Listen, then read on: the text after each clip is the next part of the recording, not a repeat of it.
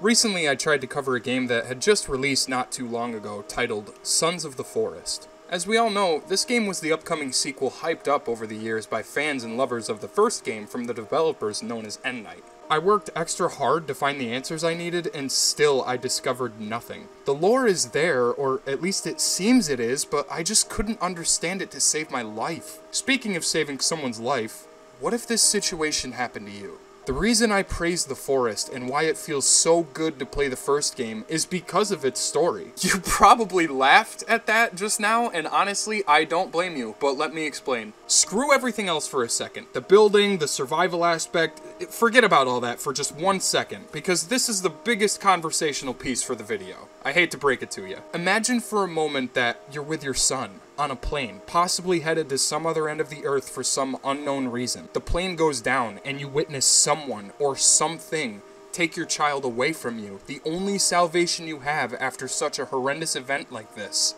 And from there, you're on your own. Now, obviously, it's not a cakewalk. When I first played this game, I tried so hard to find Timmy off the bat. It's encouraged at the start of the game to eat, build shelter, maybe form an SOS, all sorts of other things to settle in before exploring the rest of the island. The eagerness and impatient emotions will play games with your mind, and I'm not a parent in real life, but I grew up around nothing but children in my family, so I could relate on a personal level with your main character's loss. But hope isn't lost yet, as we must find reasons to survive and to stay strong within the woods. We're all alone, and we need to find out what happened to Timmy, who took him. Then after a while of playing, you'll start to get the feeling that you're being watched. I saw them. Them? Yeah, them. The freakiest thing about The Forest is how overwhelming its combat is. You're obviously not alone on the island, and you're certainly not the first person to come here.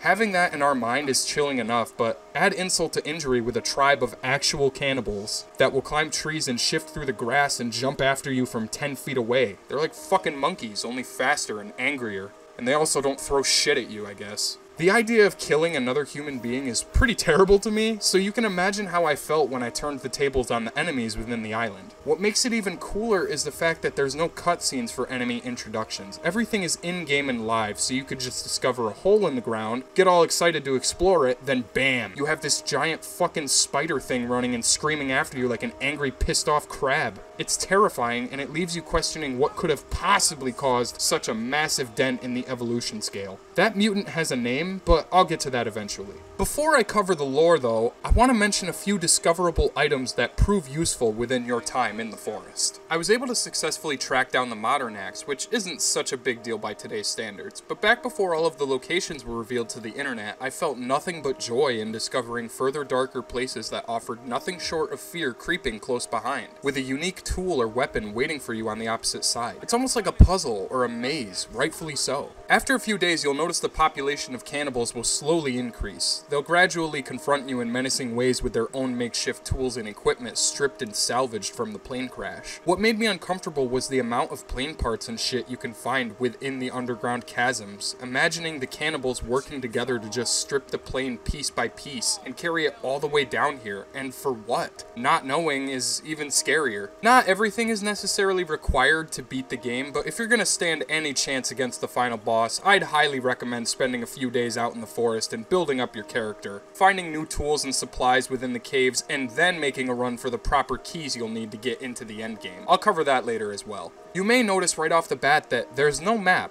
but if you run along the coast, you'll come across a yacht that seems abandoned, floating all by its lonesome. Once you see the yacht, just cut directly into the woods for a few minutes, and you'll find the cave you need to search to grab a map and a compass. These two items will help us immensely. Proceed just a little bit north of that area, and you'll find the katana cave. This is a quintessential weapon, and it shreds the cannibals faster than Taco Bell does to my fucking guts. It's a handy weapon, and it's fast as shit. Man, what an incredible game. I have to take a moment to really relish in what I'm discussing, because the first time I ever played The Forest was on its console release. Keep in mind, I never touched it in any sort of beta or when the game was early access or anything, so I can't really judge it by its early issues or story or whatever. Lots of people must have misconstrued or at least didn't understand what I was trying to say about my review of Sons of the Forest. Let me clarify, I don't hate the sequel to this game. I just don't love it. That being said, I'm sure in due time I can come around and enjoy the story for what it is when it finally unfolds. But the point is, with everything they had already finished adding to the first game, like finishing its main story for example, I kind of assumed they would have their shit together, because guess fucking what?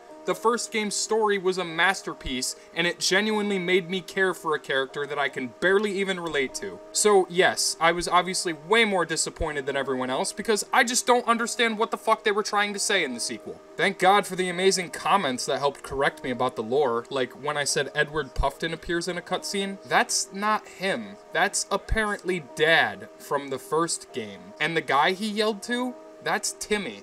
Yeah, I don't fucking know. I literally don't know. Just a shame, really. I was hyped to discover more about the experiments on the island and the secret society of people that were completely wiped out by their own mutated inventions. Everyone else who plays the game for the fun of it, hey, that's great. I can see why you guys spend so much time goofing around and building impressive bases in each game, but I'm a story guy. I can't lie. I inhale storylines and lore like a cigarette, just without the toxins. So you can imagine why I'd be upset that I didn't understand a goddamn thing about the sequel. Ugh.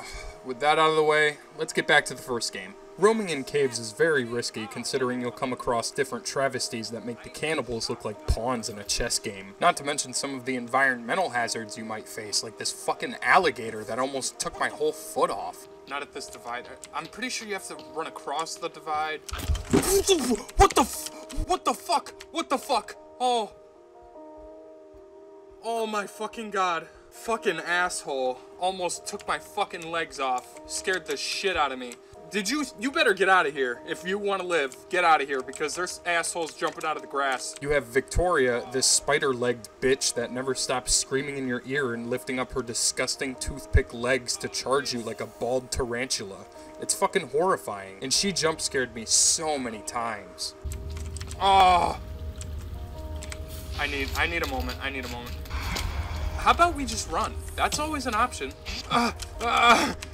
Jump physics, save me! Another monster I hate is the Armsy. This skin bag comes swinging at you all piss and vinegar, and you can't block it. You either run for your goddamn life, or you throw Molotovs until he's burnt to a charcoal. There's the big fat stomping idiots known as cowmen, who will quite literally barrel into you like Terry Crews does in Old Spice commercials. They're stronger than steel, and they relentlessly chase you until you're fucking dead. It's very easy to get killed by them, so I recommend stacking up on booze for bombs and Molotovs, or just run away like a pussy. That's usually what I do. Just gotta stand my ground. Ah! Damn it! Killed by a fucking baby.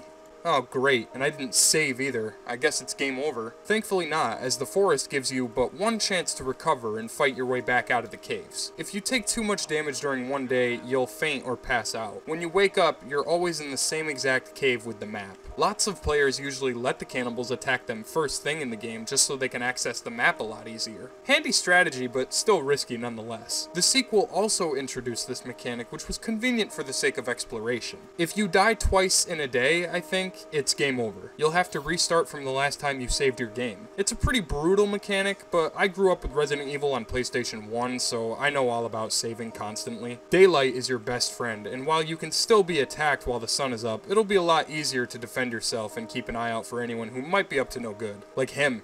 I see you, you little shit basket. Anyways, the map's size can be overwhelming at first with no prior survival experience. We don't quite know where we want to go, but a campsite or hunting shack might be a good idea to fix up. Campfires are easy to build and can even cook food for you that you've harvested from animals. Different plants and mushrooms are edible all throughout the forest. It's really cool how vast it feels for such an indie development team. Once you're settled, you can take some time to restore your energy, plan your next big move, save your game, and sleep the night away in hopes that you're alone for now. As far as the storyline goes, it's a little complicated, I think, but I'll do my best to explain with what I know. Our goal is to find Timmy. It's literally written as number 1 on the to-do list. Where the hell would we even begin to look? Well, all throughout the caves you can find all sorts of Timmy's drawings and even pieces of his toy. Although this gives us hope, it doesn't answer questions. Timmy couldn't have been in all of these caves, there's no way he would be able to on his own, but he must have been close, and that's enough for us to continue investigating. As you spend more days in the forest, you'll come across more caves. Thankfully and luckily I was able to find the climbing axe and chainsaw, 2 very essential items. The chainsaw isn't essential so to speak, but it can cut trees down a lot faster. Or you could turn into into a literal psychopath and chainsaw your way through the cannibals like I did. You wanna fucking do it? Huh? Yeah. This shit just got Texas chainsaw. The axe will allow us to climb walls marked with a yellow piece of cable. These lead to all other sorts of paths within the catacombs that were previously inaccessible before. Upon discovering the climbing axe, I also discovered where exactly I was. I wasn't trying to get down here.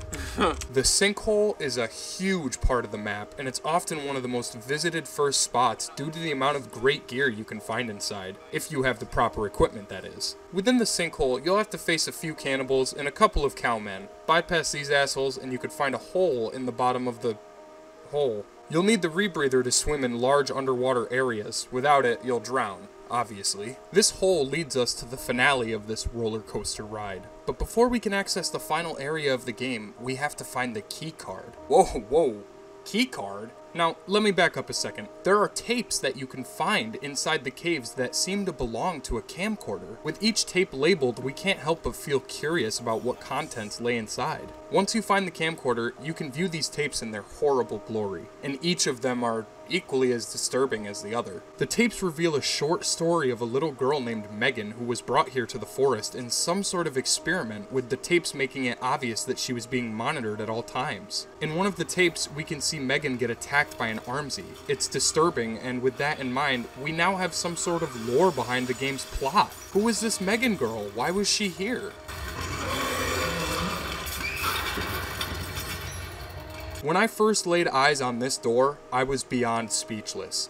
It's the most modern looking thing we've seen anywhere else in the map besides whatever was left of the plane. This flat out was the biggest discovery within the game for me, knowing that there was an entire operation going on here, and you, whether you like it or not, are stuck in the aftermath. Your son, who is still nowhere to be found, surely this must be the answer.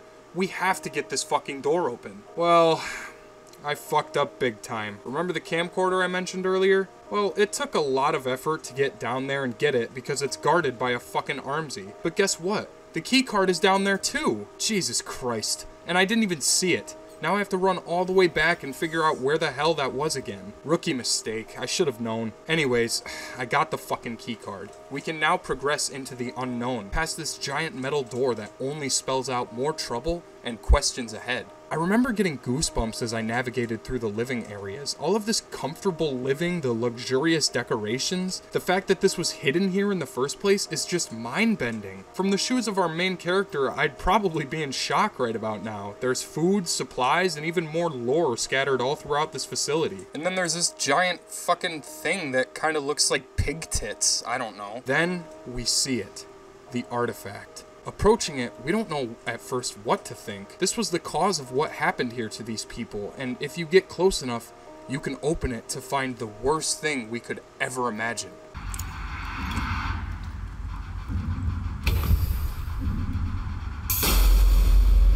Oh, it's Timmy.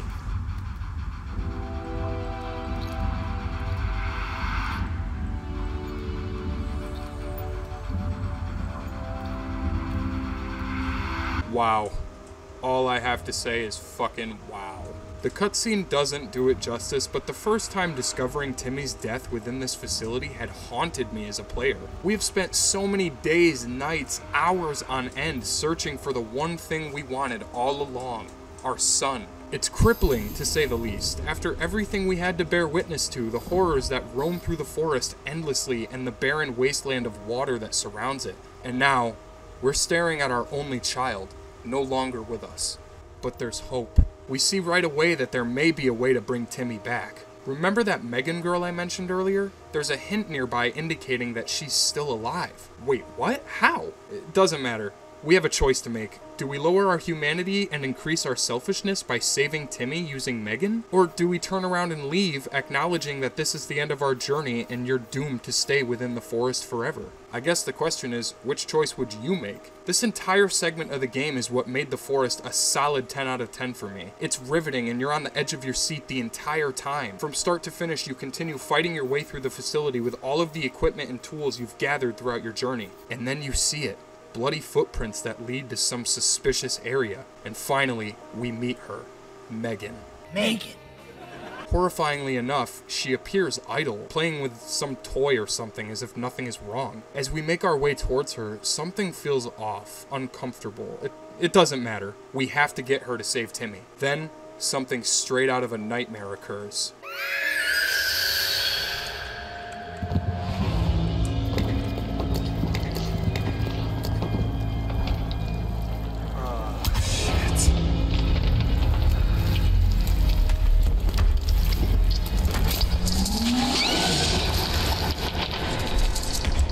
This is the greatest fucking thing I've ever seen in my life. Forget the fact that it's a boss battle quick, and remember that you're fighting a little girl who was mutated into something horrendous. This final battle felt so engaging and kept me laser focused on my movement and items. You are more than likely going to want to use sticky bombs to kill Megan, since she's just a fucking tank full of health, so it's definitely not an easy fight. My mind was racing while fighting her the first time. I couldn't believe the story in this game could become so morbid and shockingly good.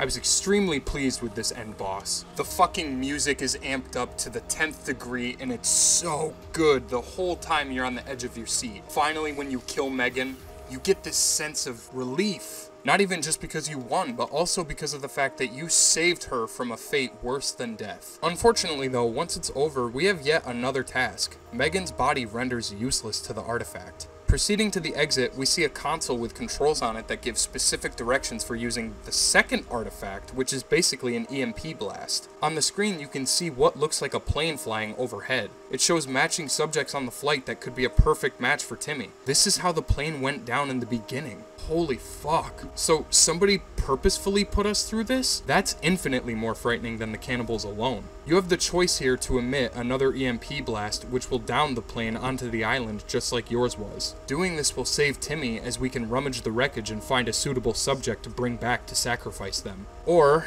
we can choose to let the plane go and live with a clear conscience. Submit to the eternal lifestyle that is surviving within the forest. Letting go of the past, as we have saved someone else's future. And even though we're damned to probably stay here forever, at least no one else is. This isn't the complete ending though. That golden keycard that we picked up in the labs, well, turns out there's an extra door on the yacht that requires a card. You see where I'm getting at? You go all the way back to the yacht, and once you walk in, there's a strange looking device on the bed. The first time I discovered it, I had no idea what it was. I don't know, a radioactive Dorito, perhaps an electronic butt plug, who the fuck knows? After researching a bit, I found out this device can actually be set as some sort of a warning for your enemies. Once placed in the ground, enemies won't be allowed to come near your camp, or if you switch it to the other setting, enemies will relentlessly flood your camp and won't stop until you're dead. And from here on out, it's all up to the player. After such an eventful journey, I have to say the best part about the forest was finding everything. Discovering the amazing modern tools like the axe and the rebreather, the climbing axe and katana, all for the sake of surviving another day on this peninsula purgatory. Navigating the many different caves was riveting and had me scooting to the edge of my seat like a toddler with Asperger's. The enemies, the lore, the overall experience you'll have with the forest is unlike any other. Sure, it has flaws, and maybe it wasn't perfect in the beginning, but like I said before, I didn't play the forest during any of its early phases. That's why I guess my expectations were so high for the sequel, with such a surprisingly great story despite having little to no dialogue and nerve-wracking combat that keeps your senses focused at all times. It's an inescapable adrenaline rush. You'll feel the tingle in your nuts when you pick up a new tool or discover a new enemy. Like I said, I do plan on returning to SOTF, just not right now. All in all, I am eager to see what else the story has to offer in terms of what the fuck this giant experiment consists of, and why they ever thought playing God was a smart choice. Thanks again for watching, guys. In the next one, I'm going to be talking about my experience with Callisto for the second time. Stay tuned for that. Thank you to everyone who has subscribed to our channel, and thanks for checking out this video. Leave a like, comment, and since we're on the subject, enjoy yourself. Thanks for watching the content, folks.